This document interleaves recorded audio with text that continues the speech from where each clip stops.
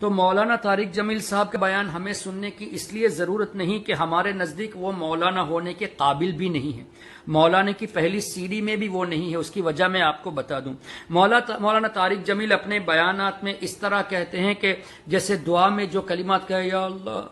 ہم تیرے آگے بھیک مانگتے ہیں، تیرے قدم پکڑتے ہیں، تیرے پیر پکڑتے ہیں یا اللہ، تو جو یہ مجھے یوں لگتا ہے جیسے اللہ زمین پر اتر آیا ہو اور ایک ایک کے کندھے پر کیا کر رہے ہو، کیا کر رہے ہو۔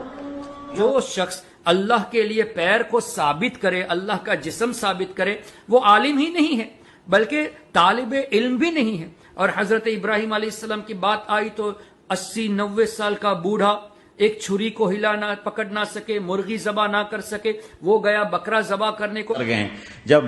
مرغی کو ذبح کرتے بھی ہاتھ کانپیں۔ 90 برس 92 سال کا بڈھا تو مرغی نہیں ذبح کر سکتا، 90 برس 92 سال کا بڈھا تو مرغی نہیں ذبح کر سکتا، 90 برس 92 سال کا بڈھا تو مرغی نہیں ذبح کر سکتا۔ اس طرح کے الفاظ نبیوں کی شان میں استعمال کرنا یہ عالم کی شان نہیں بلکہ طالب علم کی بھی شان نہیں۔ اور مولانا طارق جمال اللہ کے تعلق سے کیسے کیسے مذاقیہ الفاظ، یہاں تک کہ یہ بھی کہہ دیا کہ حضور علیہ الصلوۃ والسلام جب معراج پہ تشریف لے گئے تو جبریل علیہ السلام لینے نہیں آئے، جبکہ حدیثوں میں واضح طور سے ہے کہ حضرت جبریل علیہ السلام تشریف لائے، حضور علیہ الصلوۃ والسلام حضرت جبریل علیہ السلام کے ساتھ گئے اور سدرۃ المنتہا میں جبریل علیہ السلام آگے نہیں بڑھے، حضور علیہ السلام اللہ کی عطا سے اپنی قوت سے خود آگے بڑھے تھے، یعنی جبریل علیہ السلام سے زیادہ بھی طاقت اللہ نے حبیب کریم صلی اللہ علیہ وسلم کو عطا فرمائی۔ یہ حدیثوں میں موجود ہے، لیکن طارق جمیل نے کیا کہا، محبوب کی امت اپنے نبی کی قدر کرو، میں نے جب اس کو آسمانوں پہ بلایا تو میں خود زمین پہ آیا اس کو ساتھ لے جانے کے لیے۔ کہ حضور علیہ السلام کو لینے جبریل علیہ السلام نہیں آئے بلکہ اللہ خود زمین پہ تشریف لایا اور اللہ اپنے ساتھ لے گیا۔ جب اللہ کا دیدار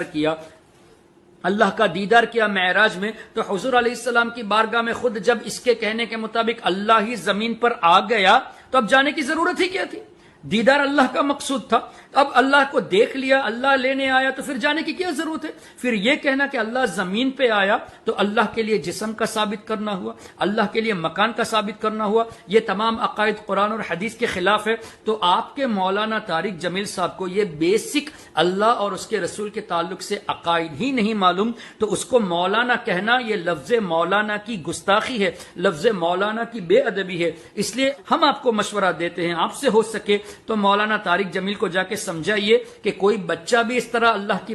کے بارے میں بات نہیں کرتا جیسے آپ بات کرتے ہیں، آپ ان کو سمجھے تو بہت اچھی بات ہے، توبہ کر لے بہت اچھی بات ہے، اور نہیں سمجھتے تو ہم بھی آپ کو مشورہ دیتے ہیں کہ آپ ایسے جاہلوں کے بیان کو مت سنیے بلکہ سنی صحیح العقیدہ علماء کرام کی تقاریر سنیے۔